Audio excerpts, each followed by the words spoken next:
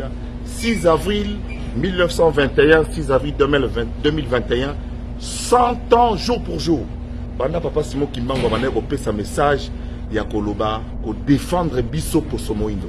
Papa Simon Kimbangu Zambia poni a pesi biso cadeau pour à libérer biso. Qui est à Senga qui est indépendance ya mokili mwa biso. Yangwana condamné à mort.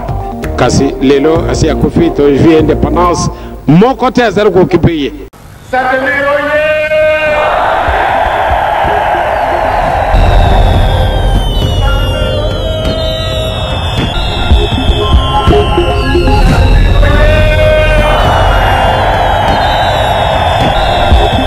Papa Simon Wanungi dit Alléluia.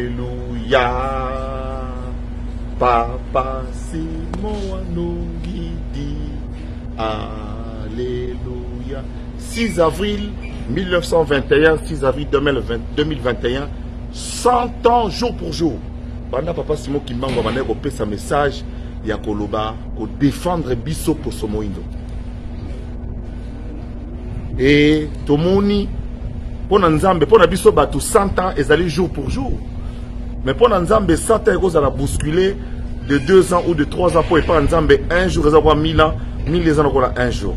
Pour Azat Tata Bokasi. Simon Kimbangu, lui, attend notre uniforme, na eboye. Azali kaka pour na Bakimbangi sécurité. Azali pour Nabiso Nyon, surtout, Congolais particulièrement, et Baïndo en général. Bonne fête vraiment na batunyo surtout tote ya bolingo tote ya bomoko misala na mibeko wana ezali règlement ya Papa Simon Kimbangu misala na mibeko to sali misala to tosi mibeko mboke kotambola message actuel de l'État gouvernement 49 jours bato basa na marche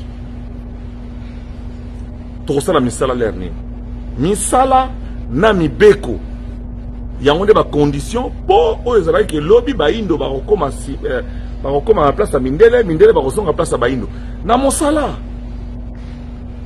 bokanga data lelo message à Papa Simon Kimbangu qui est venu défendre la peau noire, valoriser la peau noire.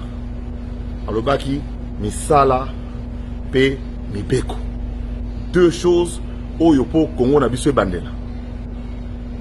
Bonne fête à tous les kimbanguistes. Bonne fête à tous les peuples noirs du monde et par conséquent tous les peuples opprimés du monde. Vive le kimbanguisme. Oui, papa lia ke belé hein. On peut ça belé pour nabili moto en camp. Papa Simon Kimbangu Zambia poni a pesi biso cadeau pour à libérer biso. Qui est à Senga qui est indépendance ya mokili mwa biso. Yangwana condamné à mort. Kasi lelo asi ya kofi to juillet indépendance mon côté à zéro occupé.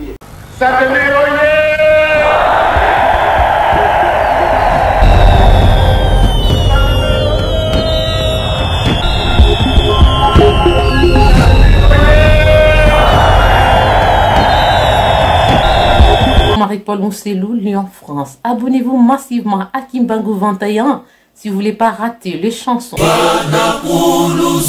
Le parole de nos papas. Zala na yo lokola mutu pamba. Mama Mikala zana titre te. Abonnez-vous massivement à Kimbangu 21. Kimbangu 21, la classe. Kimbangu 21, la différence. Abonnez-vous massivement. Papa Simon Wanungi dit Alléluia. Papa Simon Wanungi dit Alléluia.